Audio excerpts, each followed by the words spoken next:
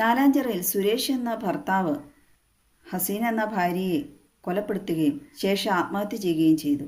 അതേ തുടർന്ന് 4 മക്കളാണ് അനാഥരായത്. അവരുടെ 18ഉം 16ഉം 9ഉം 7ഉം വയസ്സുള്ള കുട്ടികളാണ് അനാഥരായിരിക്കുന്നത്. 2 ആൺകുട്ടികളും 2 പെൺകുട്ടികളുമാണ്. അമ്മയുടെ അവിഹിതമാണ് അച്ഛനെ കൊണ്ട് കൊല ചെയ്യാൻ പ്രേരിപ്പിച്ചത്. ഹസീന എന്ന സ്ത്രീ 18 വയസ്സുള്ളപ്പോൾ തന്നെക്കാൾ 10 വയസ്സ് മൂപ്പുള്ള സുരേഷുമായിട്ട് വിവാഹം ചെയ്യുകയും അങ്ങനെ 4 കുട്ടികളാവുകയും ചെയ്തു. അതിനുശേഷം ആ സ്ത്രീ ഒരാളുടെ കൂടെ പോയി. ഇവിടെ നിന്ന് ഈ സുരേഷ് എന്ന് പറയുന്ന ആൾ ആ ഹസീനയുടെ കൈയും കാലും പിടിച്ച് പോലീസുകാരെ ഒത്തുതീർപ്പാക്കി കൊണ്ടുവരികയാണ് ചെയ്തത്. അങ്ങനെ രണ്ടാമതും വേറൊരാളുടെ കൂടെ പോകാൻ തുടങ്ങിയപ്പോൾ സഹിക്കാനാവാതെ വാക്കുതർക്കമൊക്കെ ആയി. അങ്ങനെയാണ് കൊലയിലേക്ക് കലാശിച്ചത്. ഭാര്യയെ കൊലപ്പെടുത്തിയ ഭർത്താവ് ഒരു മൊബൈൽ ടെക്നീഷ്യനായിരുന്നു. ഭാര്യയുടെ ഫോൺ കേടായതിനെ തുടർന്ന് അദ്ദേഹം ആ ഫോണെല്ലാം നന്നാക്കി പരിശോധിച്ചപ്പോഴാണ് ഭാര്യയുടെ ആ ഫോണിലൂടെയുള്ള അവിഹിതങ്ങളൊക്കെ കണ്ടുപിടിച്ചത്. ഒരാളുടെ കൂടെ പോയിട്ട് ആ സ്ത്രീയെ സ്വീകരിക്കാൻ തയ്യാറായത് തന്നെ അയാളുടെ വലിയൊരു മനസ്സായിട്ടാണ് കണക്കാക്കുന്നത്. ഓടിയിട്ടിട്ട് അയാളുടെ കൂടെ പോയി കുട്ടികളുടെ മുമ്പിലാണ് കഴുത്തിന് കുത്തി കൊലപ്പെടുത്തിയത്. എല്ലാം മൂത്ത കുട്ടി ഫോണിൽ ഓഡിയോ റെക്കോർഡ് ചെയ്യുന്നുണ്ടായിരുന്നു. അതൊക്കെ ഇപ്പോൾ സോഷ്യൽ മീഡിയയിൽ പ്രചരിച്ചുകൊണ്ടിരിക്കുകയാണ്. മൂത്ത പെൺകുട്ടിയാണ്, അതിന് 18 വയസ്സായി. അപ്പോൾ അച്ഛൻ പറയുകയാണ്, ഇങ്ങനെ അമ്മയെ കൊന്ന ശേഷം എല്ലാ പിള്ളേരെയൊക്കെ നോക്കണം, ഞാൻ പോവുകയാണെന്ന് പറഞ്ഞിട്ട്. അങ്ങനെ സുരേഷ് എന്ന് പറയുന്ന ആൾ ഭാര്യയെ കൊലപ്പെടുത്തിയ ശേഷം തമിഴ്നാട്ടിലെ ചിദംബരത്ത് കാറിൽ പോയിട്ട് കാറ് അവിടെ ഉപേക്ഷിച്ചിട്ട് റെയിൽവേ പാളത്തിൽ മരിച്ചു കിടക്കുന്നതാണ് കണ്ടത്. അച്ഛൻ അമ്മയെ കൊന്നു എന്ന് പറഞ്ഞിട്ട് വാവിട്ട് കരയുമ്പോൾ അടുത്ത പെൺകുട്ടിയാണ് പോലീസിനെ വിളിച്ചു വരുത്തിയത്. ഒന്ന് ഓർത്തു നോക്കൂ ആ കുട്ടിയുടെയൊക്കെ ഒരു ഗതികേട്. അത് കണ്ടു നിന്ന ആ കുഞ്ഞുങ്ങളുടെ അവസ്ഥ.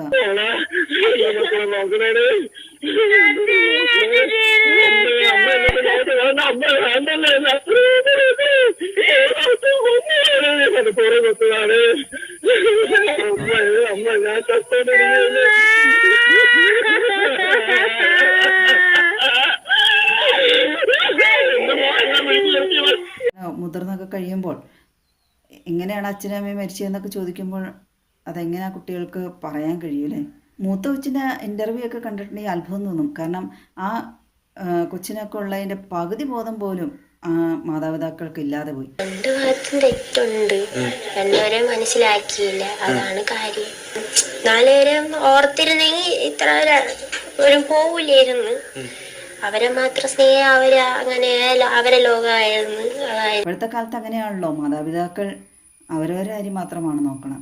പണ്ട് അങ്ങനെയല്ലല്ലോ, മക്കൾക്ക് വേണ്ടി മാത്രമാണ് ജീവിതം. ഇപ്പോൾ ഭാര്യ എത്ര ചീത്തയാവട്ടോ, ഭർത്താവ് എത്രയോ ചീത്തയാവട്ടോ, മക്കളുണ്ടെങ്കിൽ പിന്നെ ജീവിതം അവർക്ക് വേണ്ടി ഒഴിഞ്ഞു വെക്കുകയാണ്. രണ്ടുപേരും പ്രണയിച്ച് വിവാഹം ചെയ്തു.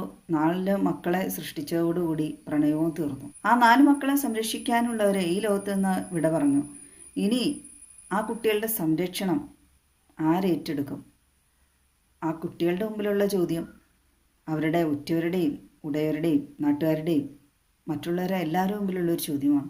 സർക്കാർ തന്നെ ആ കുട്ടികളുടെ പഠനം, പിന്നെ ആ കുട്ടികൾക്ക് സ്വന്തമായൊരു ഭവനം, ഇതെല്ലാം ഏറ്റെടുത്ത് നൽകണം. മാതാപിതാക്കൾ ഇത്തരത്തിൽ ചെയ്തത്, മാതാപിതാക്കൾ ഇങ്ങനെ ആയിപ്പോയത് ഒന്നും ആ കുട്ടികളുടെ തെറ്റല്ലല്ലോ. ആ കുട്ടികളുടെ സംരക്ഷണം ഏറ്റെടുക്കാൻ അവരുടെ ബന്ധുക്കൾക്കും അതിനുള്ള സാമ്പത്തിക സ്ഥിതിയുള്ള ആളുകളൊന്നുമില്ല.